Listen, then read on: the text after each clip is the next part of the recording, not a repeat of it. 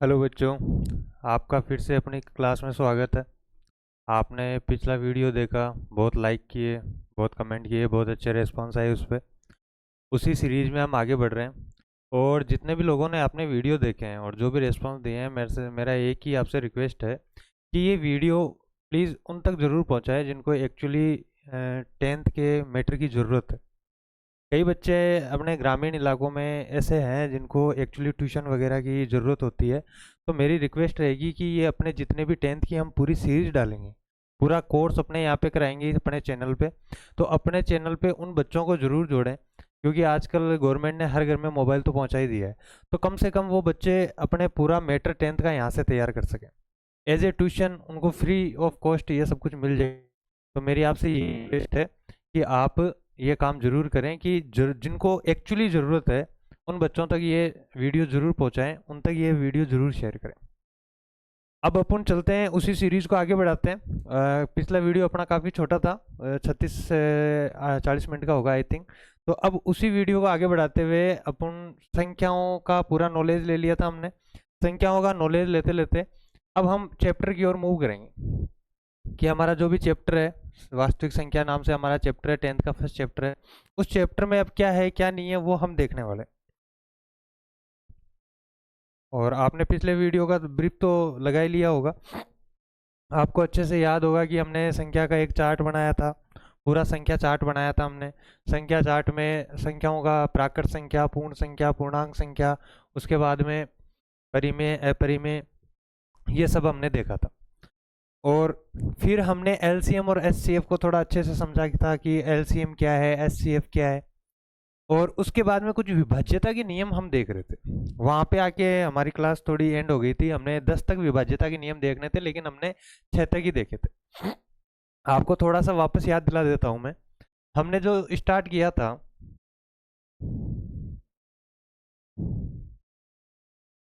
Colour ले लेता हूँ। हमने जो स्टार्ट किया था वो दो की विभाज्यता से स्टार्ट किया था कि दो की विभाज्यता के लिए हम क्या देखते हैं कि सर संख्या का सम होना जरूरी है। और सम संख्या के लिए क्या है सर, इकाई अंक सम होना चाहिए। सम के लिए हमने पढ़ा है सर 0, 2, 4, 6, 8। यदि इनमें से कोई मौजूद है, इनमें से कोई इकाई अंक में मौजूद है तो वो दो से विभाज्य है, अदरवाइज वो दो से विभाज्य नहीं है। सिंपली था। उसी प्रकार हमने 3 का देखा था। भाई पिछले वीडियो में ये चीज हम देख चुके हैं, इसलिए मैं थोड़ा इनको फास्टली ले रहा हूँ। इसके बाद में हमने देखा था विषम के लिए। इसके बाद में देखा था, सॉरी, विषम के लिए नहीं,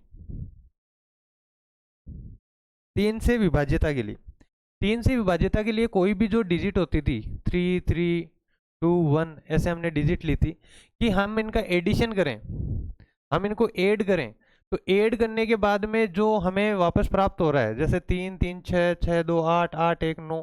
तो ये 9 भी अगर 3 से विभाज्य है तो ये पूरी की पूरी संख्या किससे विभाज्य होगी, 3 से विभाज्य होगी। ये विभाज्यता के नियम हम देख रहे थे। फिर हमने 4 का देखा था। 4 के लिए हमने बोला था कोई भी डिजिट ले लो आप, 3, 5, 6, 7, 2, 8। तो यदि लास्ट के दो डिजिट, यदि आपके लास्ट के दो डिजिट ये अगर विभाज्य हैं, ये अगर 4 से विभाज्य हैं, तो ये पूरी की पूरी जो संख्या है आपकी, ये क्या होगी, 4 से विभाज्य होगी। भाई हमने 4 के लिए क्या देखा था कि ये जो लास्ट के दो डिजिट हैं, अगर ये 4 से विभाज्य हैं तो पूरी की पूरी संख्या 4 से विभाज्य होगी।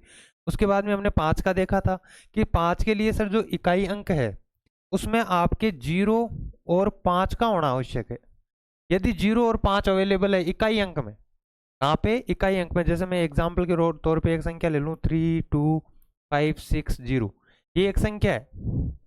तो इसमें इकाई अंक में यदि 0 है तो हम सीधा सीधा कह देंगे कि हाँ ये बिल्कुल 5 से विभाज्य है। मेरी बात को समझ रहे हो अच्छे से। और ओनली 0 नहीं, अगर 5 भी मौजूद है, जैसे कि 6, 2, 9, 6, 5, ये एक मैंने संख्या ली। यहाँ पे देखो 5 अगर इकाई अंक में मौजूद है तो वो भी 5 से क्या होगा, डिविजिबल होगा, यानी 5 से क्या होगा, आपके विभाज्य होगा। समझ रहे हो बात को। उसके बाद में हमने 6 की विभाज्यता देखी थी। उसके बाद में हमने किसकी विभाज्यता देखी थी, 6 की विभाज्यता। 6 की विभाज्यता के लिए हमने नियम देखा था कि वह संख्या सर 2 और 3 से विभाज्य होनी चाहिए। सर 2 का बिल्कुल इजी था, सम संख्या होनी चाहिए, और ये बहुत ही छोटी चीज़ है। अगर आपको सम संख्या नहीं आती है तो बिल्कुल बेटा आप थोड़ा सा कॉन्सेंट्रेट करके पढ़ें कि 0 2 4 6 8 अगर इकाई अंक में मौजूद है, और सीधे सीधे देखो 5 की विभाज्यता हम डायरेक्ट देख सकते हैं, 4 की लास्ट की 2 डिजिट आराम से देख सकते हैं, 3 के लिए हाँ हम कह सकते हैं कि सर थोड़ा सा एडिशन करके हमें कुछ काम करना पड़ेगा। समझ रहे हो बात को? ठीक है। उसके बाद में हमने 6 के लिए देखा था कि वो चीज़ 2 से, सॉरी, वो चीज़ 2 से और 3 से, दोनों से क्या होनी चाहिए? डिविजिबल होनी चाहिए, यानी 2 से भी विभाज्य होनी चाहिए, 3 से भी विभाज्य होनी चाहिए। अगर वह 2 व 3 दोनों से विभाज्य है तो हम कह सकते हैं कि वो 6 से भी विभाज्य होगी। यहाँ तक हमने देख लिया था। ठीक है, इसको मैं थोड़ा सा ऊपर ले लेता हूँ ताकि हम अब आगे का यही काम कर लें। भाई 2 से लेके 6 तक तो हमने देख ही लिया था ना, 2 से लेके 6 तक तो हमने देख ही लिया था। ठीक है, अब हमें जो देखना था वो देखना था किसके लिए?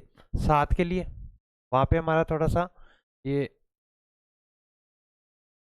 थोड़ा सा 1 मिनट, ओके, ठीक है।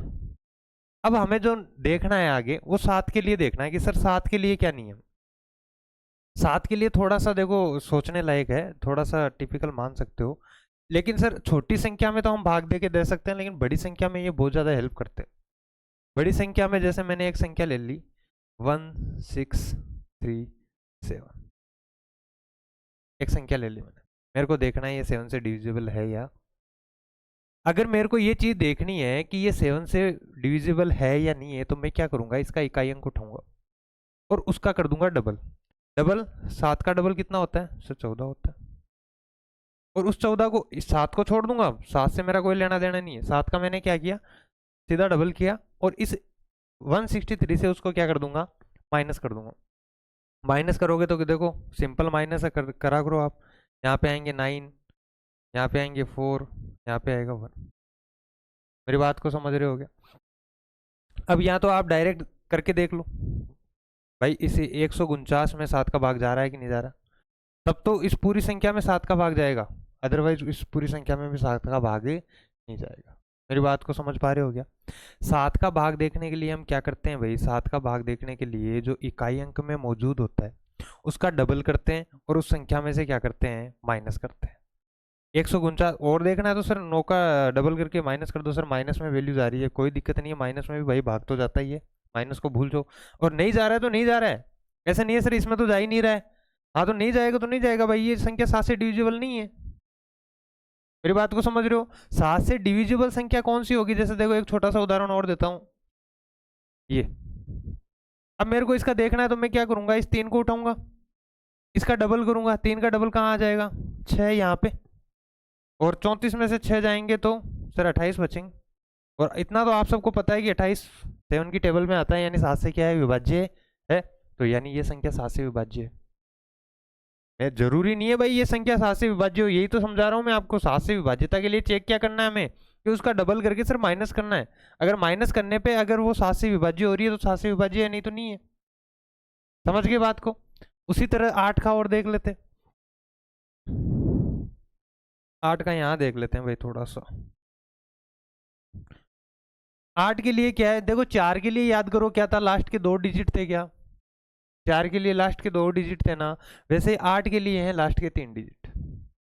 जैसे 4 के लिए लास्ट के 2 डिजिट थे, वैसे 8 की अगर हमें विभाज्यता देखनी है, 8 की हमें विभाज्यता देखनी है, तो उसके लिए क्या है, लास्ट के 2 डिजिट। मेरी बात को समझ पा रहे हो क्या? तो देखो ना, जैसे मैं एक एग्जांपल ले रहा हूँ, 3 2 4 1 0 4, ये मैंने एक एग्जांपल लिया। मैं बोल रहा हूँ ये संख्या 8 से विभाज्य देखनी है, तो मैं क्या करूंगा, लास्ट के 3 डिजिट उठाऊंगा और इन 3 डिजिट में सिर्फ भाग दूंगा 8 का। अगर ये 3 डिजिट 8 से विभाज्य हैं, अगर ये 3 नंबर 8 से विभाज्य हैं, इनमें 8 का भाग जाता है, तो मैं कह दूंगा पूरी संख्या में 8 का भाग जाता है। मेरी बात को समझ रहे हो क्या? जैसे यहाँ पे मैंने किया 8 एकम 8, सर बच गए 2, और कितना आ गया सर, 8 दिया 24, यानी सर ये विभाज्य है। ये विभाज्य है तो ये पूरी की पूरी संख्या क्या है आपके, 8 से विभाज्य होगी। समझ रहे हो बात को? हमने देखो 2 3 4 5 6 7 8 के देख लिए। 9 और 10 के और देख लेते हैं। 9 का क्या होगा भाई आपके? सर 9 का सेम है जो 3 का है। क्या था 3 का? सर जो भी नंबर दिए हुए हैं उनको ऐड करो, जो भी नंबर दिए हुए हैं उनको क्या करो, ऐड करो। लाइक देखो 3 7 8 1 8, ये लो ये संख्या है। मैं कह रहा हूँ इन नंबर्स को ऐड करो, 3 और 7 10, 10 और 8 18, 18 एंड 1 19, 19 एंड 8 27। तो 27 क्या 9 से डिविजिबल है क्या? क्या 27 में 9 का भाग जाता है क्या? बिल्कुल जाता है। तो इस पूरी संख्या में भी 9 का भाग जाएगा, इस पूरी संख्या में भी 9 का भाग जाएगा। और आपको केवल मेरे कहने से काम नहीं करना है, आपको अपनी कॉपी में ये चेक भी करना है। आपको ये करके देखना है कि हाँ, प्रैक्टिस के लिए करना है। बड़ी संख्याओं में हम भी डायरेक्ट अप्लाई करेंगे। अगर बड़ी संख्या हमारे सामने आएगी तो हम वहां पे क्या करेंगे, इनको डायरेक्ट अप्लाई करेंगे। लेकिन जब तक हमारे पास ये चेक करने के लिए हमें छोटी छोटी संख्याएं उठाते हैं कि हाँ सर ऐसा होता भी है या सिर्फ ऐसे ही नियम बना के चले गए लोग, तो हम सिर्फ देख रहे हैं कि संख्याएं देख रहे हैं ऐसे ऐड कर करके। हाँ, और आपको ये बिल्कुल मेरा कहने का मतलब है आपको इसमें भी 9 का भाग दे के देखना है। आपको प्रैक्टिस करनी है भाई।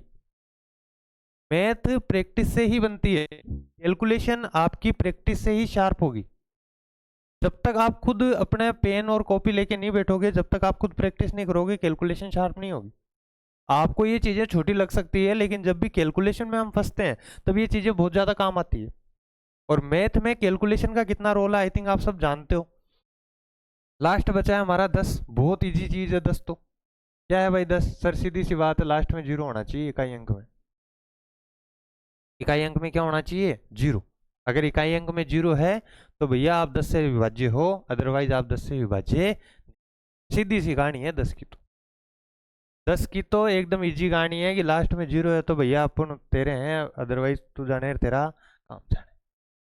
मेरी बात को समझ गए क्या? हमने एक से लेके, एक तो चलो सबका ही है भाई, एक तो सबका ही है। आगे एससीएफ में भी आएगा भाई, जिसका कुछ एससीएफ ही नहीं निकल रहा उसको हम एक लिखेंगे। एक तो सबका ही होता है, ध्यान रखना।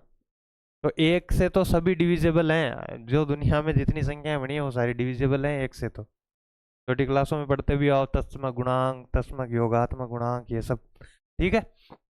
ये हमारे विभाज्यता के नियम हो गए। समझ गए क्या सब? अरे समझ गए क्या? क्योंकि अब देखो हम चैप्टर की ओर चल रहे हैं धीरे धीरे। बस एक लास्ट चीज और समझेंगे और फिर सीधा हम चैप्टर पे चलेंगे, चैप्टर के क्वेश्चन करेंगे। एक छोटी सी चीज को और समझेंगे थोड़ा सा और फिर सीधा हमारा चैप्टर। भाई ये तो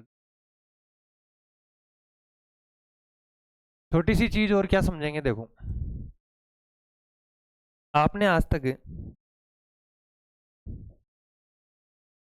आपने आज तक दो, ये संख्याओं के पार्ट तो हम पढ़ चुके हैं। परिप्राकृत है, पूर्ण है, पूर्णांक है, परिमेय है, अपरिमेय है, ये तो हम पढ़ चुके हैं।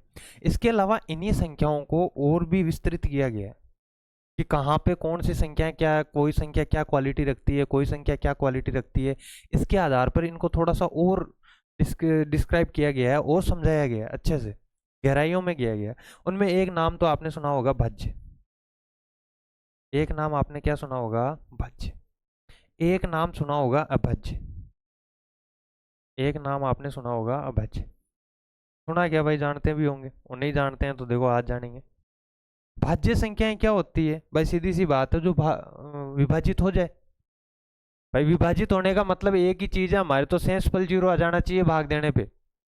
किसी भी संख्या में किसी का भाग दे रहे हैं तो वो शेष फल यदि जीरो आ रहा है तो वो संख्या भाज्य है।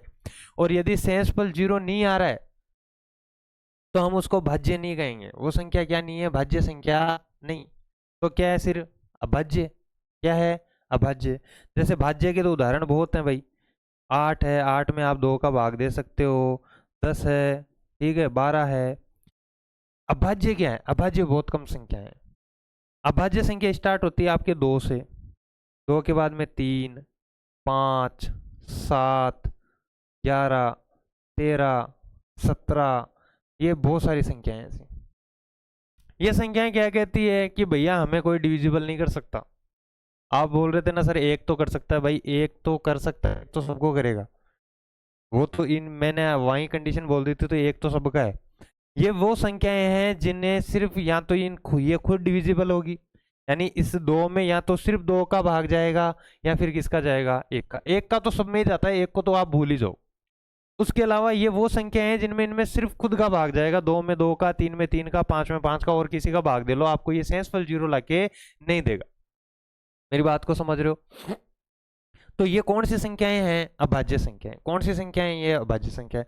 ध्यान रखना, अभाज्य संख्याओं में एकमात्र ऐसी संख्या है, अभाज्य संख्याओं में एकमात्र ये दो ऐसी संख्या है। क्वेश्चन बनता है बेटा इससे, आपको बड़े एग्जाम में भी इससे क्वेश्चन मिल जाएगा कि एकमात्र ऐसी अभाज्य संख्या जो कि क्या है, सम है।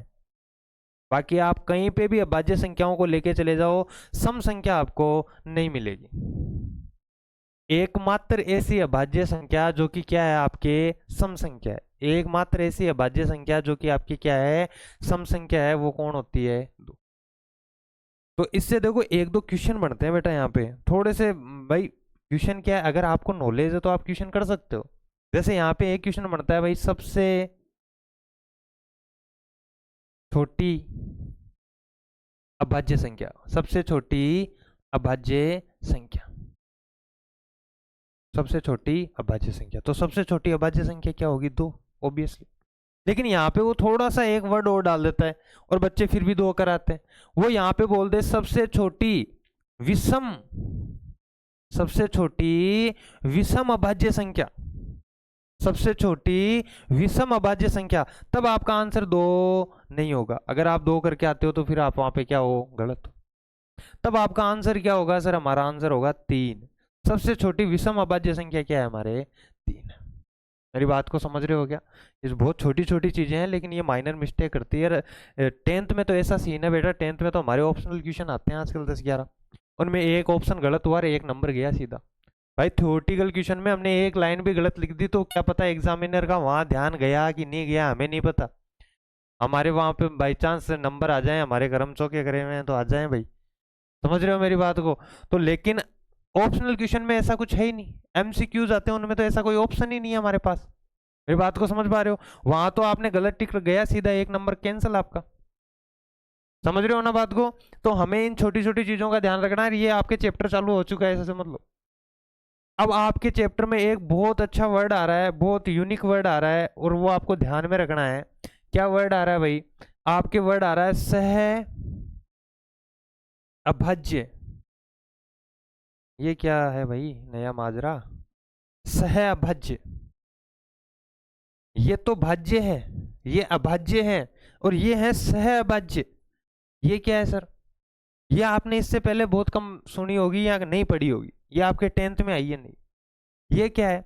ये ऐसे है कि जैसे आपने एक ले लिया 8 और एक ले लिया 9, बिल्कुल ले लिया सर। ये दोनों ही संख्या अभाज्य संख्याएं नहीं है। देखो 8 भी डिविजिबल है और 9 भी डिविजिबल है, ये दोनों संख्याएं अभाज्य संख्या नहीं है। लेकिन इन दोनों संख्याओं का आपस में कोई कॉमन फैक्टर नहीं है। कॉमन फैक्टर कल याद करो, एचसीएफ। भाई इनकी परिभाषा एचसीएफ से तो डिसाइड होती है। वह संख्याएं जिनका एचसीएफ कितना प्राप्त होता हो, एक, जिनका एचसीएफ कितना प्राप्त होता हो, एक, अभाज्य होती है।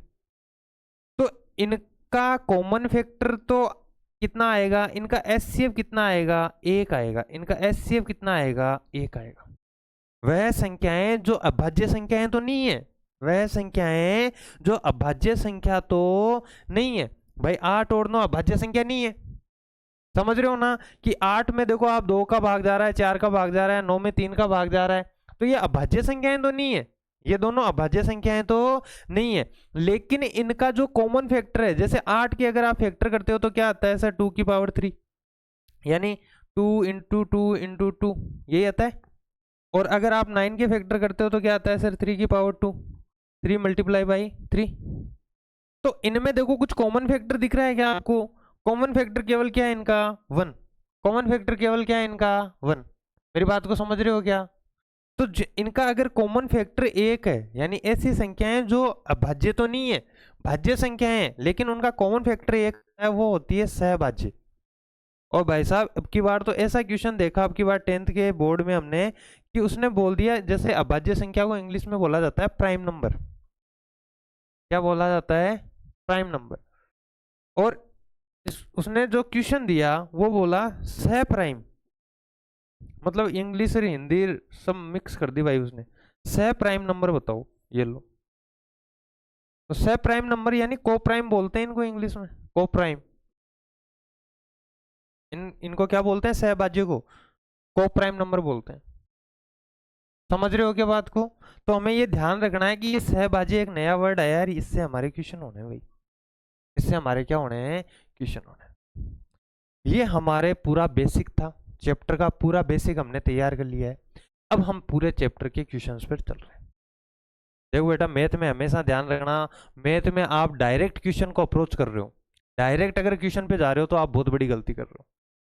जहां से हमने शिक्षा ली है वहां पे हमने एक ही चीज सीखी है कि question like a enemy, question एक दुश्मन के समान है।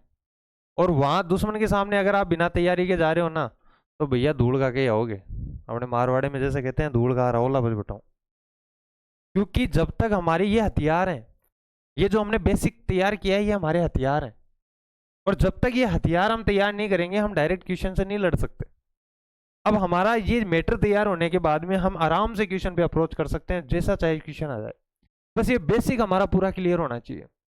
ये है बहुत छोटी छोटी चीजें हैं, लेकिन क्वेश्चन में बहुत माइनर मिस्टेक करा देती है। समझ रहे हो? चलें आगे। चलो, क्वेश्चंस में लिख के लाया हूं आज आपके लिए, तो इतनी दिक्कत आएगी नहीं। क्वेश्चन से पहले देखो, आपके ये प्रमेय है, आपके प्रमेय जिसको गणित की आधारभूत प्रमेय के नाम से जाना जा रहा है। क्या प्रमेय है, पढ़ो। प्रत्येक भाज्य संख्या, हाँ भाई देखो, मैं कल ही बोल रहा था अपने हिंदी इंग्लिश में मत जाना भाई। हाँ, कहीं तुम बोलो सर यार कहीं हिंदी है हिंदी इंग्लिश में जाना ही नहीं है। अपन को पढ़नी है सिर्फ गणित, शब्दों पे गौर करो है ना, भावनाओं को समझो आप तो।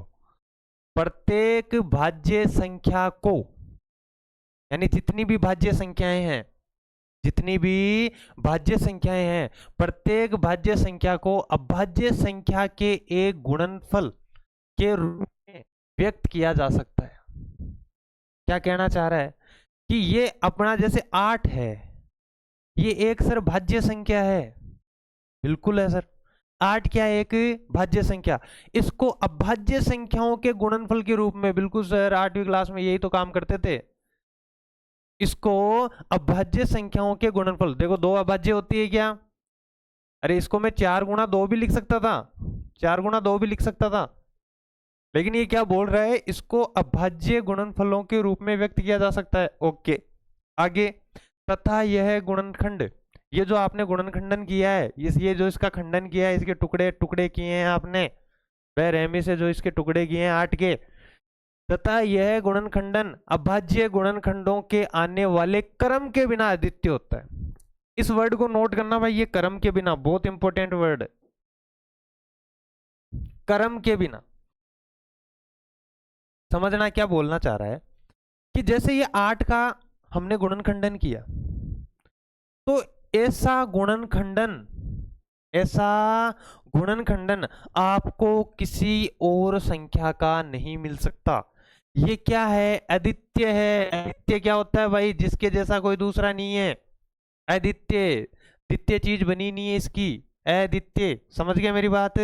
यानी ये कहना चाह रहा है, ये जो 8 का गुणनखंडन है, इसके अलावा इस संख्या के अलावा, जैसे आप मान लो 16 का गुणनखंडन लिख लो सर, 16 में आता है ना, ये लो सर 2 गुणा 2 गुणा 2 गुणा 2, ये लो सर आ गया। आप तो बोल रहे थे अद्वितीय, मेरे भाई इसमें 3 है, इसमें 4 है भाई, इसमें 3 ही बार 2 गुणा हो रहे हैं, इसमें 4 बार हो रहे हैं, तो ये इसके जैसा कैसे हो सकता है?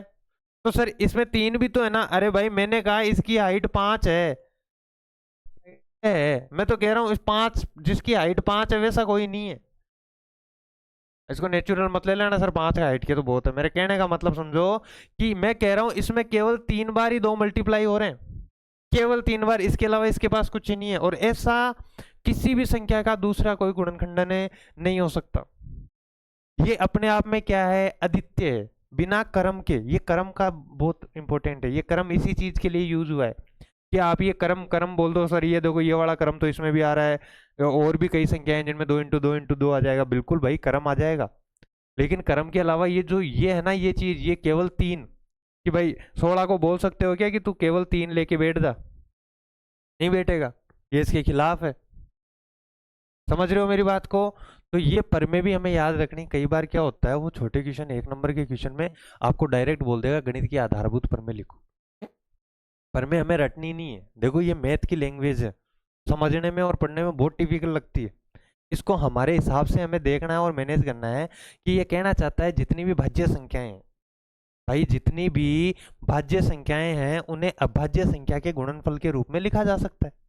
जितनी भी भाज्य संख्याएं हैं उन्हें अभाज्य संख्या के गुणनफल में लिखा जा सकता है। और ये गुणनखंडन, ये जो गुणनखंडन किया है, इसके क्रम को छोड़ दिया जाए तो ये अपने आप में क्या है, अद्वितीय होता है, यानी इसके जैसा कोई दूसरा गुणनखंडन है नहीं। समझ गए क्या? ये प्रमेय आपको याद करनी है और ये प्रमेय आपको याद होनी चाहिए।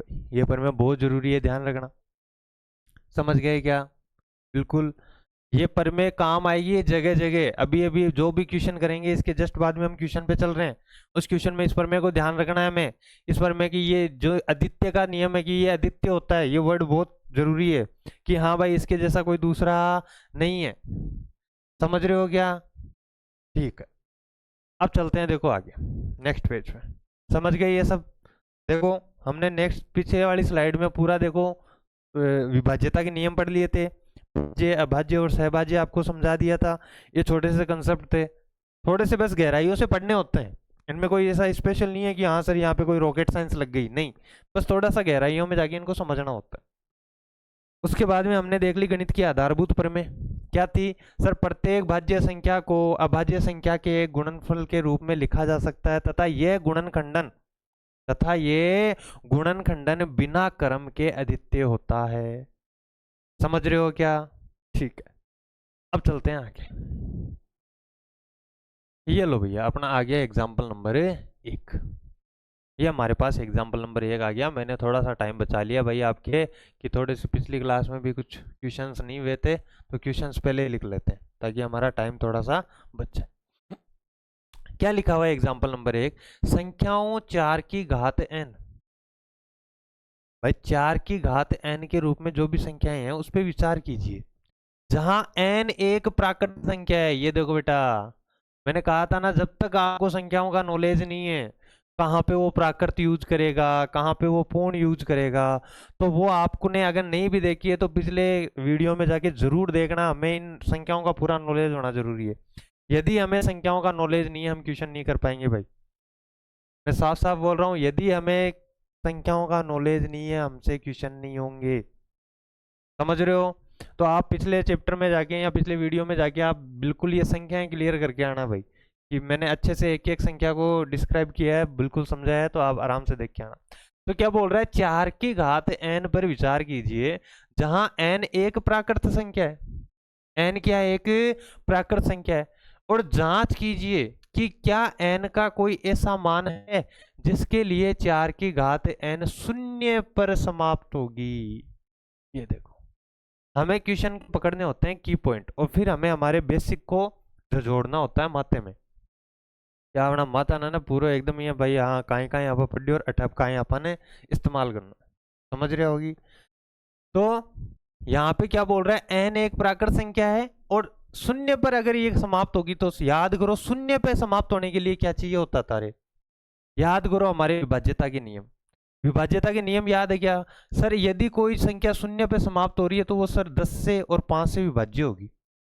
और 10 से और 5 से विभाज्य संख्या कब होती है भाई? जैसे आज मान लो 27 है, मान लो 27 है, 27 के मैंने गुणनखंड करे सर 3 गुणा 3 गुणा 3, तो 27 वो 9 और 3 से क्यों विभाज्य है? क्योंकि उसके गुणनखंड में 9 और 3 मौजूद है। सर 3 ही मौजूद है, 9 कहाँ है? अरे भाई इसको 9 लिख ले यार, ये ले, यानी इसके गुणनखंड में 9 और 3 मौजूद है, तभी तो ये 9 या 3 से विभाज्य होगा ना।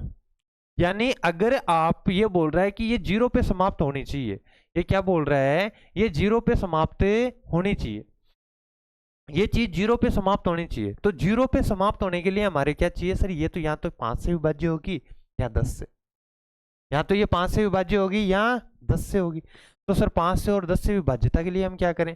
या तो सर इसके गुणनखंड में ये जो 4 की घात n है, आप क्या लिखोगे इसके सॉल्यूशन में? इसके सॉल्यूशन में लिखो 4 की घात n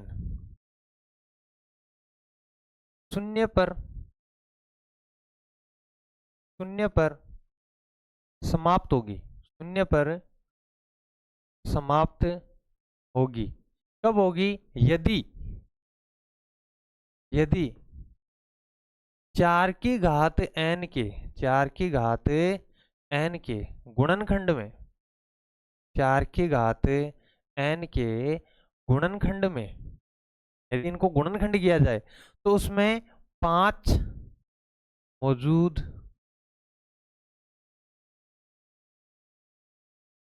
सर आप तो बोल रहे थे 10 का भी जाता है तो केवल 5 क्यों लिखा? अरे भाई 10 के भी गुणनखंड करोगे तो 5 गुणा 2 ही होंगे ना। अरे 10 के भी करोगे तो मोस्ट जो इंपॉर्टेंट है वो क्या है हमारे? 5 है। भाई 10 बन रहा है किससे? 5 गुणा 2 से ही तो 10 बन रहा है। अब भाज्य ही तो है दोनों, समझ रहे हो? ठीक है। लेकिन लेकिन क्या बोल रहा है? लेकिन हमें यहाँ पे क्या दिख रहा है? हमें यहाँ पे दिख रहा है कि ये भाई ये जो 4 की घात n है, एक बात बताओ, मैं इस 4 को 2 का स्क्वायर लिख सकता हूँ क्या रे? भाई 2 का स्क्वायर 4 ही तो होता है अपने। 2 का जो स्क्वायर होता है वो 4 ही तो होता है। दो, इस 4 को मैंने क्या लिख लिया? 2 का स्क्वायर, और घात में क्या है? n है। घातांक नियम आप जानते ही हो। यहां से देखो ये क्या बन जाएगा सर? 2 की घात 2n। जो घात के ऊपर घात होती है वो आपस में क्या हो जाती है? गुणा हो जाती है। ये नियम आप जानते हो। तो क्या किया मैंने? इस 2 को स्क्वायर लिख लिया, और ऊपर जो n था इसको इससे क्या कर दिया? मल्टीप्लाई कर दिया। तो 2 की घात क्या हो गई यहाँ पे? 2n। 2 की घात यहाँ पे क्या हो गई? 2n। अब सर ये देखो, ये 2 की घात 2n, 2n का मतलब क्या है? n एक प्राकृत संख्या है। n यहाँ पे क्या है? प्राकृत संख्या। देखो मैं रफ काम कर रहा हूँ, ये आप काम आपके ना एग्जाम कॉपी में नहीं होना चाहिए। जो अब कर रहा हूँ वो मैं थोड़ा साइड में ऐसे पुस्तक बना के कर देता हूँ। ये आपकी एग्जाम कॉपी नहीं होना चाहिए काम। एग्जाम कॉपी में हमें लाइन टू लाइन बात लिख के आनी है। तो मेरी बात सुनो, मैं क्या कह रहा हूं कि इसको मैंने ये लिख लिया। अब ये क्या बोल रहा है? n प्राकृत संख्या है। n क्या है? प्राकृत संख्या। अरे भाई हट जा, एक मिनट। हाँ, n क्या है? प्राकृत संख्या। n क्या है? प्राकृत संख्या। प्राकृत संख्या क्या होती है? याद करो सर, 1 से लेके अनंत तक। प्राकृत संख्या क्या होती है आपके? 1 से लेके अनंत तक। तो 1 से लेके अनंत तक की संख्या को देखोगे तो यहाँ पे मान लो 1 रखो, 2 रखो, 100 रखो, 200 रखो, क्या गुणनखंड में 2 ही 2 आएंगे क्या रे? अरे भाई इसके गुणनखंड करोगे, 1 रखोगे तो 2 गुणा 2, 2 रखोगे 2 गुणा 2 गुणा 2 गुणा 2, भाई 2 रखोगे तो 4 बन जाएगा, 3 रखोगे तो 6 बन जाएगा। लेकिन मल्टीपल में सारे क्या आएंगे? 2 गुणा 2 गुणा 2 ही आएंगे। क्या कहीं पे भी मल्टीपल में 5 आ सकता है क्या रे? बिल्कुल नहीं आ सकता सर। कहाँ से आएगा जब 2 की पावर 2n है? n का मान कुछ भी रखते जाओ आप, क्या आएगा? तो यहाँ पे अब देखो, 4 की घात n का ये रूप है, जो कि ये क्या है? अद्वितीय रूप है। अभी अभी देखो हम पीछे परिमेय में यही तो पढ़ के आए थे कि जो गुणनखंडित रूप होता है वो क्या होता है? बिना क्रम के अद्वितीय होता है। भाई किसी भी भाज्य संख्या को अभाज्य संख्या के गुणनफल के रूप में लिखते हैं, वो उनको गुणनखंडित किया जाता है तो वो बिना क्रम के क्या होता है? अद्वितीय होता है। बिना क्रम के क्या होता है आपके? अद्वितीय होता है। मेरी बात को समझ रहे हो क्या भाई? तो ये इसका एक अद्वितीय रूप है, जो कि आप अब ये वाला काम लिखना है भाई आपको। ये वाला काम एग्जाम कॉपी में लिखना है, ये वाला नहीं लिखना है। ये था, ये वाली चीज अब आपको लिखनी है। 2 की पावर 2n, 2 की पावर 2n, 4 की घात n का 4 की घात n का गुणनफल, गुणनखंड का अद्वितीय अद्वितीय रूप। ये इसका क्या है भाई? अद्वितीय रूप है, जिसमें जिसके जिसके गुणनखंड में जिसके गुणनखंड में 5 मौजूद नहीं है। 5 मौजूद नहीं है। 5 क्या है भाई अपने? मौजूद। 5 मौजूद नहीं है, और 5 मौजूद नहीं है तो भाई सीधी सी बात है, ये संख्या 0 पर कभी भी समाप्त नहीं हो सकती। अतः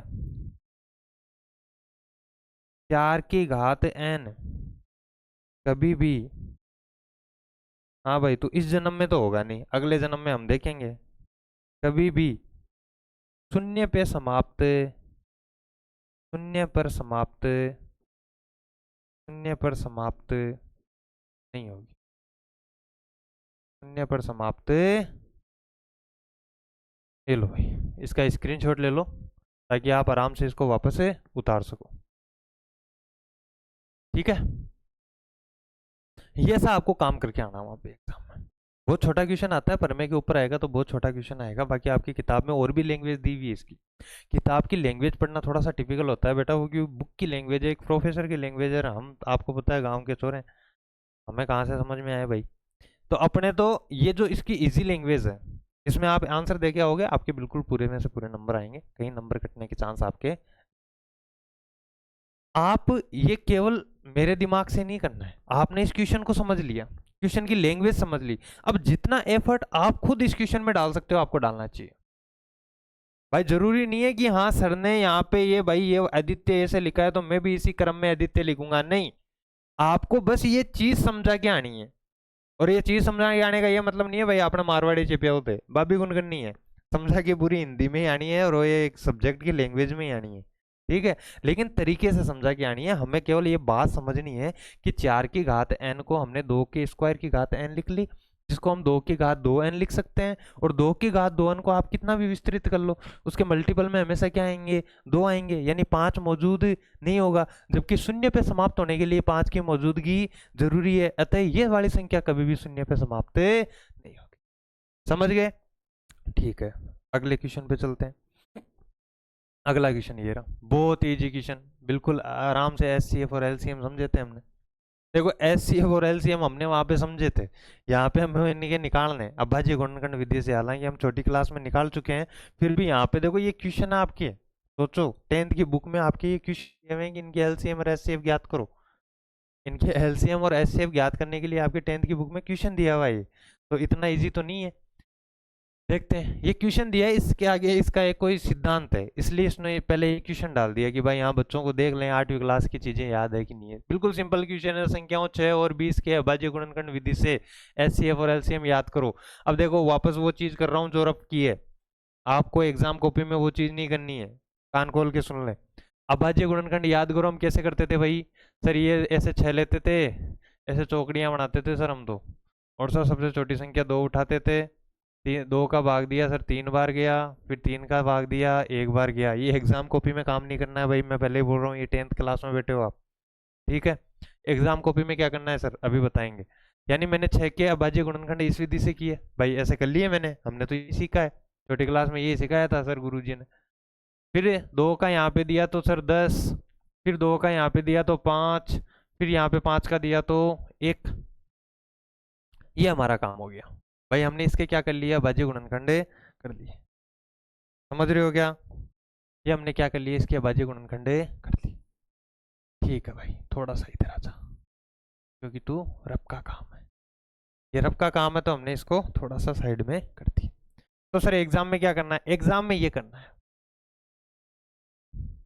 एग्जाम में हमें ये करना है सर, एग्जाम में करना है कि 6 के हमने अभाज्य गुणनखंड किए, क्या है सर 2 गुणा 3 आए। कितने आए सर, 2 गुणा 3। फिर इनको भी फॉर्म में लिखना है, अरे चीज वही है, वही बात है, समोसा थड़ी पे भी वही मिलता है, वो अपने बढ़िया होटल में भी वही मिलता है, बस कुछ पेपर लपेट के आ जाते हैं उन पे। तो 2 की घात 1 गुणा 3 की घात 1, भाई 1 1 है तो इसमें 2 की घात 1 रही है, 3 की घात 1। समझ गए क्या? ठीक है, इसी प्रकार हमें फैक्टर लिखने हैं किसके, 20 के। 20 के फैक्टर भी हमने किए हैं भाई, कितने आए थे, 20 के फैक्टर आए थे सर 2 गुणा 2 गुणा 5, जिसको हम लिख सकते हैं सर 2 की घात 2 और 5 की घात 1। ये वाला काम भाई आपको नहीं करना है, मैं बार बार बोल रहा हूँ, करना नहीं है मतलब रफ में तो करना है, लेकिन आपकी एग्जाम कॉपी में ये वाला काम नहीं होगा। एग्जाम कॉपी में हमें तरीके से काम करना है। हमने दोनों के फैक्टर लिख लिए, अब हमें ज्ञात करना है एलसीएम और एचसीएफ। याद करो भाई, इतना तो याद होगा सबको थोड़ा बहुत, या ये भी बताएं आपको वापस एचसीएफ कैसे देखा जाता था दो संख्याओं का, 6,20। ये देखो, एक तो बेटा इस फॉर्मेट में लिखना सीख लो इसको, क्योंकि आगे जो संबंध आ रहा है वो इसी फॉर्मेट में है आपके। तो HCF of 6,20, HCF of 6,20, HCF of 6,20 कैसे देखते हैं तेरे, याद करो कैसे देखते थे सर, कॉमन इन दोनों में, कॉमन कॉमन क्या है सर, 2 की घात 1। सर 2 की घात 2 है यहाँ तो, अरे भाई 2 की घात 2 इसमें नहीं है ना, कॉमन क्या है सर 2 की घात, तो इनका एचसीएफ क्या हो जाएगा 2 की घात 1। इसका मतलब क्या है कि बड़ी से बड़ी वही संख्या 2 ही है, बड़ी से बड़ी संख्या केवल 2 ही है जो इन दोनों को विभाजित करेगी, 2 के बाद में ऐसी कोई संख्या नहीं है जो इन दोनों को विभाजित करेगी। सर कैसी बातें कर रहे हो, 3 है ना इसको करे, अरे भाई 3 इसको करेगा, इसको नहीं करेगा। सर 5 5 इसको कर देगा लेकिन इसको नहीं करेगा। सर 10, अरे 10 भाई इसको कर देगा, इसको नहीं करेगा। यानी बड़ी से बड़ी संख्या केवल क्या है, 2 है जो इन दोनों को विभाजित कर देगी। वैसे हमें क्या देखना है, एलसीएम देखना है। वैसे हमें क्या देखना है, एलसीएम देखना। एलसीएम ऑफ लिखना ऐसे ही है भाई, लिखने का तरीका यही होना चाहिए आपका, 6,20। हाँ राइटिंग सुधार सकते हो, राइटिंग तो क्या आपको, आप मेरी जितनी अच्छी लिख भी नहीं सकते ना, तो वो तो आप सुधार सकते हो, बाकी जो तरीका है लिखने का, ये जो पैटर्न है वो आपको यही रखना है, समझ रहे हो। तो एलसीएम ऑफ 6,20, एलसीएम में क्या होता है, एलसीएम में जो बड़े से बड़े हैं वो ले लो, मतलब सब आना चाहिए। भाई 2 की अधिकतम घात कितनी है सर, 2, बिल्कुल ले लो भाई। 3 की अधिकतम घात कितनी है सर, 3 की अधिकतम घात है 1, ले लो भाई। 5 की अधिकतम घात कितनी है सर, 5 है, ले लो भाई 1। सब कुछ लेना है, कुछ नहीं छोड़ना है। देखो एचसीएफ में तो हम केवल कॉमन फैक्टर ले रहे थे जो दोनों में कॉमन है, यहाँ पे कॉमन मल्टीपल यानी इन दोनों के मल्टीपल लेने हैं हमें। सर आप बोलोगे कॉमन मल्टीपल कैसे, कॉमन मल्टीपल तो सर इनमें है ही नहीं, 5 इसमें है ही नहीं, है भाई, इसको 5 की घात 0 लिख सकता हूँ मैं, यहाँ पे ध्यान रखना, समझ रहे हो बात को, मल्टीपल में तो है ये और वो हमें लेना है, ठीक है। तो यहाँ पे लिया तो देखो ये 2 की घात 4 हो गया, सॉरी 2 की घात 2 4 हो गया, ये 3 हो गया, ये 5 हो गया, मल्टीपल करोगे तो 4 तिया 12, 12 पंजे 60, ये लो भाई 60 आ गए। अच्छा इस 60 का मतलब क्या है, 60 का मतलब ये है कि इन दोनों का कॉमन मल्टीपल, इन दोनों का कॉमन मल्टीपल, यानी 20 का पहाड़ा बोलोगे और 6 का पहाड़ा बोलोगे ना, तो सबसे पहले 60 ऐसी संख्या है जो दोनों के बारे में आएगी। 6 के बारे में सर आप बोलोगे 12 भी आते हैं, 18 भी आते हैं, 24 भी आते हैं, 30 भी आते हैं, 36 भी आते हैं, 42 भी आते हैं, लेकिन भैया वो 20 के बारे में नहीं आते, 20 के पहाड़े में 40 आता है लेकिन 6 के पहाड़े में नहीं आता। इन दोनों के पहाड़े में जो सबसे पहले चीज आएगी वो आएगी 60, हालांकि और भी आएगी इसके बाद में 120 भी आएगी इन दोनों में, लेकिन जो सबसे पहले आएगी वो क्या आएगी आपके 60 है। तो इनका एचसीएफ तो हो गया 2 और इनका एलसीएम हो गया 60। ऐसे आपको ये क्वेश्चन करना है, 1 नंबर का बहुत छोटा क्वेश्चन आता है, बहुत इजी क्वेश्चन आता है, बताओ इसमें कौन सी रॉकेट साइंस लग रही है, आप खुद देख लो, बिल्कुल इजी क्वेश्चन है, आराम से कर सकते हो, समझ रहे हो बात को। नेक्स्ट क्वेश्चन पे चलते हैं, स्क्रीनशॉट ले लेना भाई आप सब, साइड में हो जाता हूँ, और वो रफ का काम है वो नहीं करना आपको, वो सिर्फ केवल रफ के लिए, आपको पीछे का याद दिलाने के लिए भाई। चलो 5वीं स्लाइड पे, ये देखो ये आ गया, ये आपके एक फॉर्मूला है, क्या फॉर्मूला क्या है कि एचसीएफ ऑफ ए बी, यानी ए और बी, देखो वापस मैं बोल रहा हूँ, आप अगर संख्याओं का नॉलेज नहीं है तो ये चैप्टर पढ़ ही नहीं सकते, कहीं पे धनात्मक पूर्णांक, कहीं पे प्राकृत, कहीं ऋणात्मक पूर्णांक, और कहीं जगह क्या पता है शून्य पूर्णांक, सब पढ़ाए हुए हैं आपको, वो जब तक आपको नॉलेज नहीं है आप क्वेश्चन नहीं कर सकते। तो आप पिछले वाली वीडियो में ये जरूर देख के आए कि ये धनात्मक पूर्णांक क्या है, पूर्णांक क्या है, परिमेय क्या है, अपरिमेय क्या है, इनको अच्छे से समझ के आए भाई, समझ रहे हो मेरी बात को, ठीक है। तो इसने एक इस एक्सरसाइज में फॉर्मूला दिया हुआ है, हम अभी दो तीन संख्याओं को लेके अप्लाई भी करके भी देख लेंगे कि एचसीएफ ऑफ ए बी, यानी 2 धनात्मक पूर्णांक, धनात्मक याद करो 1 से लेके अनंत तक, +1 +2 +3 वाले वो धनात्मक पूर्णांक है सारे। तो एचसीएफ ऑफ ए बी, यानी ए बी का मतलब क्या है, इनमें कुछ भी हो सकता है, कोई सी भी संख्या हो सकती है, 2 4 6 8, कोई सी भी धनात्मक पूर्णांक कोई सी भी हो सकती है। तो एचसीएफ ऑफ ए बी को मल्टीप्लाई करोगे एलसीएम ऑफ ए बी। अच्छा ये sir HCF of A B ये लैंग्वेज से कोई बड़ी चीज नहीं है कि एच अलग है, सी अलग है, एफ अलग है, जैसे देखो अभी पिछले क्वेश्चन में भाई अपने देखो एचसीएफ ऑफ 6 और 20 एक संख्या आई थी ना 2, LCM of A of B बिल्कुल देखो एक संख्या आई थी, यानी ये 2 संख्याओं की बात कर रहे हैं यहाँ पे। चलो इसी पे अप्लाई कर लेते हैं हम, तो इस फॉर्मूले को इसी पे अप्लाई कर लेते हैं कि एचसीएफ ऑफ 6,20 क्या बोल रहा है, एचसीएफ ऑफ 6,20 का मल्टीपल यदि एलसीएम ऑफ 6,20 से करूं तो ये जो उत्तर आएगा वो बराबर आएगा सर 6 × 20 के।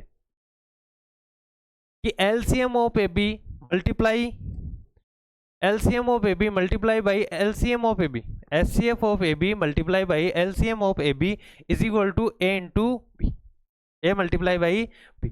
यानी इनका SCF और इनका LCM को गुणा करूं तो दोनों संख्याओं के गुणनफल के बराबर आता है। याद करो अभी पीछे वाली स्लाइड में देख लेना भाई, आप थोड़ा सा पीछे जाके, इसका SCF कितना आया था याद करो, 2 आया था क्या, अभी अभी किया था।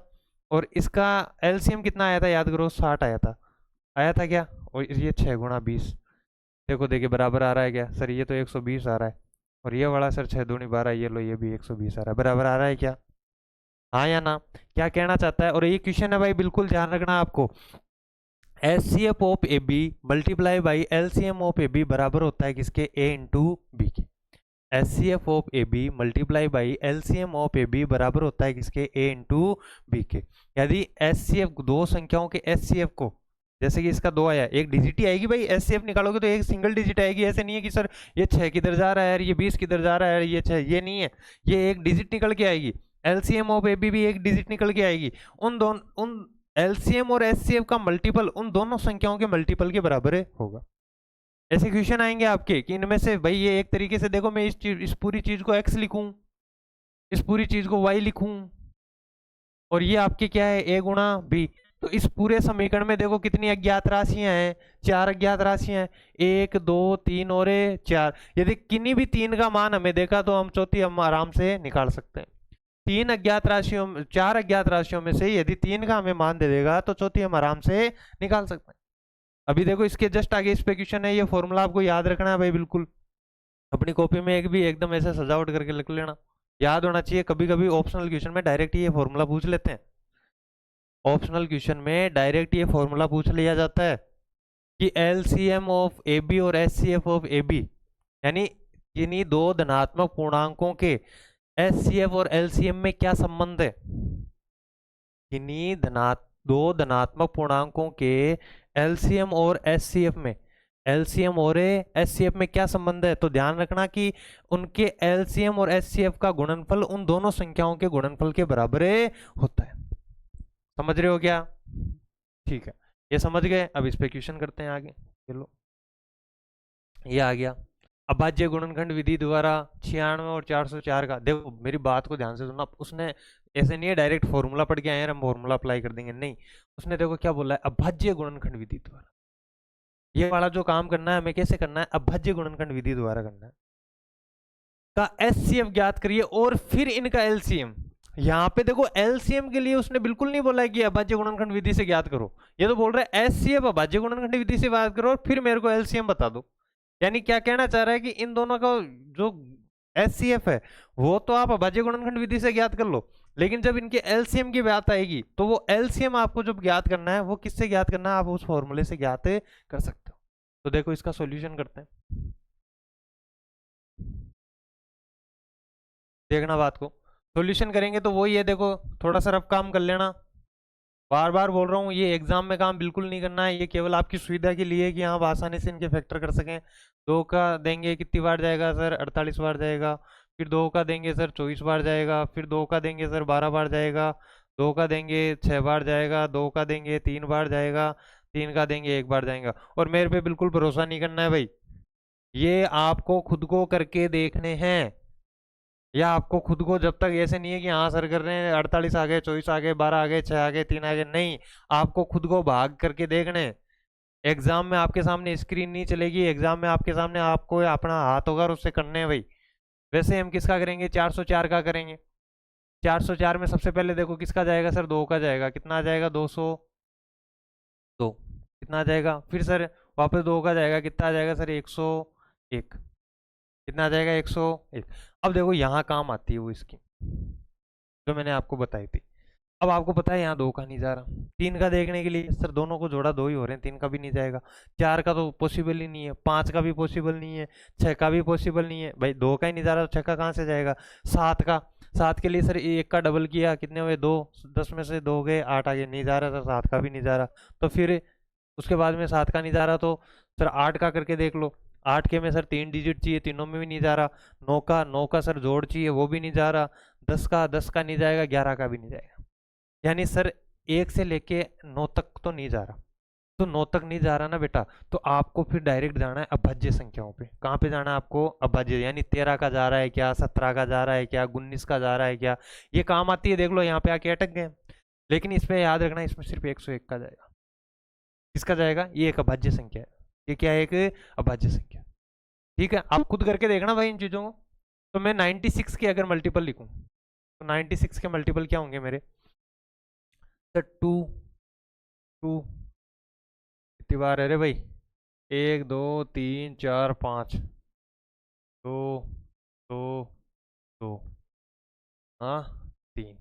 यानी इसको मैं क्या लिख सकता हूँ? 2 की पावर 5 मल्टीप्लाई बाई 3। सही है ना भाई? अरे सही है ना भाई? उसी प्रकार अगर 404 के लिखूं, 404 के क्या लिख सकता हूँ? देखो देखिए सर, 2 गुणा 101, यानी 2 की पावर तो कितनी आ जाएगी सर? 2, और 101 की पावर है 1। अब क्या पूछा है इनका? पहले तो एस सी एफ। क्या पूछा है इनका? पहले तो एस सी एफ। तो मैं लिखूंगा, देखो यहाँ पे एस सी एफ ऑफ 96 और 40, 96 और 404 कितना आ जाएगा sir S C F? Sir common factor, common factor कितना सर? यहाँ पे भी 2 की घात 5, यहाँ पे अरे भाई कॉमन क्या है सर? कॉमन तो केवल 2 की घात 2 ही है। 2 की घात 2 है, इसमें भी 2 की घात 2, तो बस भैया वही होगा। कितना आ जाएगा इसका? अच्छा, कितना आ जाएगा आपके? अच्छा, यानी इनका एस सी एफ कितना आ गया? 4।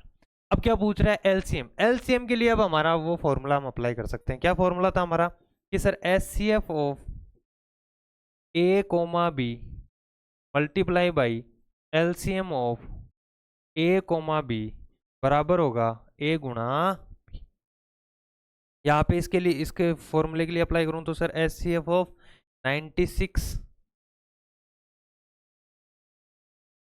96 और 404 multiply by LCM of,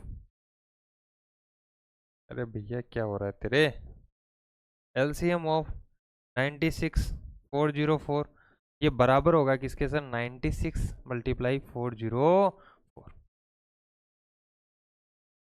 apply कर दो इसको। तो एस सी एफ ऑफ ये देखो हमारी कितना आया हुआ सर? 2 की घात 2 यानी 4 गुणा एलसीएम ऑफ, ये तो निकालना है भाई हमें। अरे एलसीएम तो निकाल ही नहीं है इनका। 96 404 बराबर, ये कितना है? अरे भाई इनको एक बार मल्टीप्लाई मत किया करो आप लोग, है ना? थोड़ी सी क्या, ये डिवाइड वगैरह आने के बाद में थोड़ी सी कैलकुलेशन आसान हो जाती है बाद में। एक तो 96 को आप 404 से मल्टीप्लाई करना है, एक 4 इधर भाग में आ जाएगा, और भाग देंगे तब देखते हैं क्या निकलता है। ठीक है, मैं इस चीज को रब कर रहा हूँ भाई आपके, क्योंकि ये हमारे रब की चीज थी।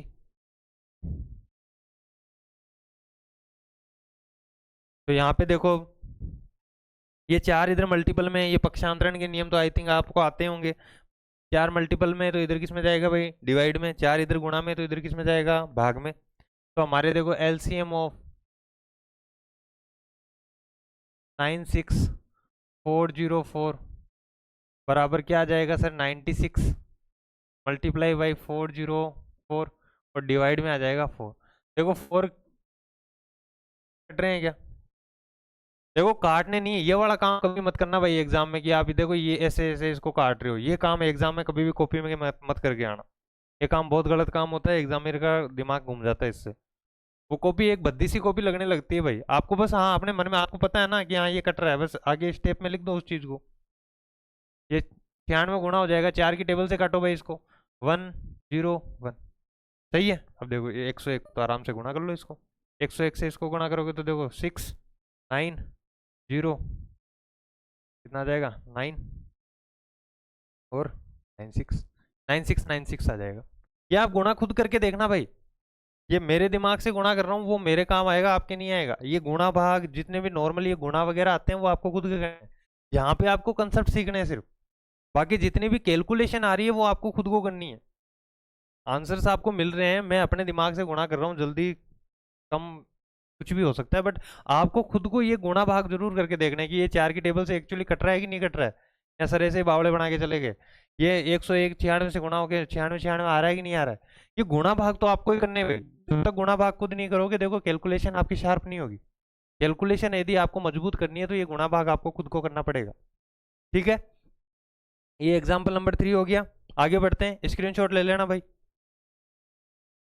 अब यूट्यूब पे आपको अगर वापस रिवाइज कर करके बताएं तो मतलब ही क्या, आप भाई अपने प्लेबैक पे जाओ, वो 10 सेकंड वाले को दबाओ 3-4 बार, वापस समझ में नहीं आया तो वापस देख लो। आगे क्वेश्चन पे आते हैं। संख्या दिस एंड दिस 6, 72 और 120 का अभाज्य गुणनखंड विधि से एचसीएफ और एलसीएम ज्ञात की। 3 संख्याएं हैं, उनका एलसीएम और एचसीएफ ज्ञात करना है। देखो ये क्वेश्चन सिर्फ और सिर्फ इसलिए दिया है कि देखो मैं अब डायरेक्ट थोड़ी इसके गुणनखंड लिख रहा हूँ भाई। 6 के गुणनखंड क्या होंगे सर? 6 का होगा 2 की घात 1 और 3 की घात 1। 72 का करूंगा भाई, 72 का क्या होगा? अरे 72, अरे बड़े गुणनखंड नहीं आते, छोटे छोटे कर लो। अगर आपको बड़े नहीं आ रहे हैं तो छोटे छोटे कर लो। तो कितना होगा सर? मेरे को नहीं पता, लेकिन सर इतना तो जानता हूँ सर, 36 गुणा 2 होंगे। फिर सिर्फ मैं 36 को डिवाइड कर लूंगा सर, ये 6 गुणा 6 होता है। भाई आपको अगर बड़े याद नहीं है ना तो इनके छोटे छोटे कर लो। फिर 6 को क्या लिख लूंगा sir? 2 multiply by 3, 2 multiply by 3 और 2। मतलब उसका प्रयोग करते हुए आप डायरेक्ट ऐसे काम कर सकते हो। काम तो ये भी आपको एग्जाम में नहीं करना है। एग्जाम में तो आपको डायरेक्ट सीधी 72 के आगे ये वाली चीज लिख के आनी है, 2 की घात 3 और 3 की घात 2। मेरी बात को समझना भाई, एग्जाम में तो 72 के आगे डायरेक्ट आपको 2 की घात 3 और 3 की घात 2 ही लिख के आना है। ये केवल आपकी माइंड की एक्सरसाइज है। आप जितना जल्दी कैलकुलेशन को कैच करते हो उतना आपके लिए फायदेमंद है।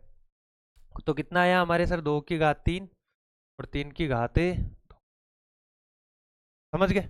उसके बाद में 120 के और कर लेते हैं। सर 120 के भी नहीं समझ में आ रहे तो ये लो भाई, 60 गुणा 2 तो आता है। फिर सर 60 के और कर लो सर इसका। हाँ सर 30 गुणा 2 होता है और 1 2 पहले से है, बिल्कुल। फिर सर इसका सर 15 गुणा 2 और 2 2 पहले से है, बिल्कुल। फिर इसका सर 3 गुणा 5 और फिर 2 गुणा 2 गुणा, क्या लिख सकता हूँ सर? 2 की घात 3, 3 की घात 1, 5 की घात 1। ये हमें यहाँ पे क्या गया सर? 2 की घात 3, 3 की घात 1, 5 की घात 1। अब इनका एलसीएम देखना है या एचसीएफ देखना है, तो एचसीएफ ऑफ 6, 72, 120 कितना हो जाएगा भाई आपके? एचसीएफ ऑफ 6, 72, 120 कितना हो जाएगा भाई आपके? सर इनमें कॉमन फैक्टर क्या है सर? 2 की घात 1। सर इसमें भी 2 की घात 1 है, इसमें भी 2 की घात 1 है, इसमें भी सर 3 की घात 1 है, इसमें भी 3 की घात 1 है, इसमें भी 3 की घात 1 है। यानी क्या आ जाएगा सर? 2 की घात 1 गुणा 3 की घात 1, यानी कितना आ जाएगा? 6। यानी 6 ऐसी संख्या है जो पहली 6 से और कोई सी ऐसी बड़ी संख्या है ही नहीं भाई। वैसे भी 6 के आगे की संख्याओं में तो 6 का भाग जाएगा ही नहीं ना। तो ये साफ साफ दिख रहा है। एलसीएम देख लो। एलसीएम ऑफ 6, 72, 100, ये कितना हो जाएगा भाई आपके? यहाँ पे देखो सर, एलसीएम एलसीएम में तो सर बड़ी से बड़ी लेनी है। बड़ी से बड़ी यहाँ पे देखो, बड़ी से बड़ी का मतलब है कि वहां पे मल्टीपल छोटा से छोटा आ जाए। यहाँ पे मैं बड़ी से बड़ी यूज कर रहा हूँ, इसका मतलब ये नहीं सर बड़ी से बड़ी तो उसमें एस शेप में आया था, एस तो शब्द एस शेप में आया था, नहीं। वो फैक्टर के लिए और मल्टीपल के लिए था। यहाँ पे मल्टीपल नहीं है, इनके गुणनखंड लिख। तो यहाँ पे देखो 2 की घात सबसे ज्यादा क्या है सर? 3 है, इसको ले लो। फिर 3 की घात सबसे ज्यादा क्या है सर? 2 है, इसको ले लो। ठीक है। फिर 5 की घात सबसे ज्यादा क्या है सर? 1 है। सोल्व कर लो, ये सर हो जाएगा 8, ये हो जाएगा अपने 9 और ये हो जाएगा 5। ये सर 72 और 5 10 1 5 7 35 और 1 36, ये लो 360। 360 क्या आ जाएगा इनका? पहला ऐसा मल्टीपल है, सबसे छोटा ऐसा मल्टीपल है जो इन तीनों के भाग में, ओ सॉरी पहाड़े में आएगा। 72 का पहाड़ा बोल लेना 120 का। अब देखो ये क्वेश्चन स्पेशली इसलिए दिया है कि यहाँ पे आप कभी भी जब भी देखो, वो जो फॉर्मूला था कि एलसीएम ऑफ, वो केवल 2 धनात्मक पूर्णांक के लिए था। केवल कितने धनात्मक पूर्णांक के लिए था? 2 के लिए था। और यहाँ पे 3 धनात्मक पूर्णांक दे दिए आपको, यानी यहाँ पे ये वाली चीज कभी भी अप्लाई नहीं होगी कि एलसीएम ऑफ 6, 72, 120 का गुणा एचसीएफ ऑफ 6, 72, 120 ये बराबर होगा 6 गुणा 72 गुणा 120 के। नहीं, बिल्कुल बराबर है नहीं होगा। वो जो बात थी, वो जो फॉर्मूला था, उसमें देखो एक वर्ड आया था 2 धनात्मक पूर्णांक। केवल कितने धनात्मक पूर्णांक होंगे भाई? 2। केवल कितने? 2। 3 के लिए ये वाली चीज अप्लाई नहीं होती है। 3 के लिए ये वाली चीज़ अप्लाई नहीं होगी। समझ रहे हो इस बात को? ये आपके क्वेश्चन हो गया, इसका भी स्क्रीनशॉट ले लेना। यहाँ तक आपके इजी क्वेश्चन पूछा था, ठीक है। एलसीएम और एचसीएफ को लेके कोई इतनी बड़ी चीज़ नहीं थी। ये अब देखो आपके एक्सरसाइज के क्वेश्चन, ये आपको खुद को करने हैं भाई, ये आपके लिए होमवर्क है, ठीक है। कि निम्न संख्याओं को अभाज्य गुणनखंडों के गुणनफल के रूप में लिखना है, यानी आपको इसमें कोई फॉर्मूला अप्लाई नहीं करना है, कुछ नहीं करना है, इनके गुणनखंड करने हैं। देखो इसमें जोर आने वाली क्या बात है कि सर इसमें ऐसा क्या खास है, इनमें खास ये है कि आपको वो गुणनखंड करोगे तब देखना पड़ेगा अभाज्य संख्या कौन सी है, इसमें कौन सा भाग जा रहा है। हमारी विभाज्यता के नियम बहुत काम आएंगे आप। तो ये क्वेश्चन भाई आपके लिए छोड़ रहा हूँ, नेक्स्ट क्लास में आपको यहाँ से स्टार्ट कराएंगे। आपको ये घर पे क्वेश्चन करना है, आपको ये वाला क्वेश्चन, इसमें जो एग्जाम्पल हम करके आए हैं वैसे ही 140 के गुणनखंड करने हैं। आप रफ में भले ही वैसे वो चौकड़ियां मांड के कर लेना, लेकिन जो फेयर वाला काम है, जो एग्जाम की कॉपी वाला काम है, वो आपको बिल्कुल वैसे मल्टीपल करके ही करने हैं, जैसे हमने यहाँ पे एकदम सीधे सीधे मल्टीपल लिखे हैं ऐसे। समझ रहे हो मेरी बात को? ठीक है। तो ये आज का लेक्चर था भाई, आपको अच्छा लगे तो लाइक करना और शेयर जरूर करना भाई, और अपने चैनल को सब्सक्राइब करना मत भूलना। और देखो भाई, उन तक ये वीडियो पहुंचाना बहुत काम की बात है कि जिनको एक्चुअल में ज़रूरत है। गांव में ऐसे बहुत से बच्चे हैं जो ट्यूशन के लिए बोलते हैं कि हाँ सर ट्यूशन हो जाए, ट्यूशन हो जाए, लेकिन नहीं मिल पाते हैं या वो अफोर्ड नहीं कर पाते हैं। तो आप उन तक ये वीडियो ज़रूर पहुंचाएं, ताकि उनका एक मैथ का पोर्शन, क्योंकि बहुत से 1-2 साल पहले मैंने कई जगह ऐसे केस देखे थे जहाँ पे अपने गवर्नमेंट स्कूलों में टीचर अवेलेबल नहीं है। अवेलेबल मतलब पोस्टिंग नहीं है, छोटी स्कूलें हैं, ढाणियों में स्कूलें हैं, तो वहाँ पे मैथ के टीचर ही नहीं है, पोस्ट खाली पड़े हैं। तो वहाँ के बच्चे हालांकि पास हो रहे हैं, कैसे हो रहे हैं, लेकिन वो मेहनत कर रहे हैं। तो उन उन तक ऐसे वीडियो पहुँच जाए तो वो कम से कम अपने 10th का पूरा मटेरियल तैयार कर ले। कहने का मतलब ये है कि जिनको एक्चुअल में ट्यूशन की जरूरत है, जिनकी मैथ वीक है, वहां तक ये वीडियो आप जरूर पहुंचाएं। और भाई जितने भी लोग जुड़े हुए हैं चैनल से, जितने भी सब्सक्राइबर हैं, उनसे है कि वीडियो को शेयर करें और ज़्यादा से ज़्यादा सब्सक्राइब बढ़ाएं, ताकि हम भविष्य में आके, क्योंकि 1-2 महीने बाद में या लास्ट 1 मंथ बाद में यदि आपका सपोर्ट रहा तो हम 11th और 12th के भी चालू करेंगे अपने इसी चैनल पे। आपको 11th और 12th की पूरी मैथ, यानी ये है कि इस सेशन में आपको 10th 11th 12th तीनों की मैथ के पूरा कंटेंट यहाँ पे देने की पूरी कोशिश की जाएगी, अगर आपका सहयोग बना रहा, आपका सपोर्ट बना रहा। तो चैनल को सब्सक्राइब जरूर करें, लाइक करें और कमेंट करें। ओके बच्चों, गुड बाय, थैंक यू।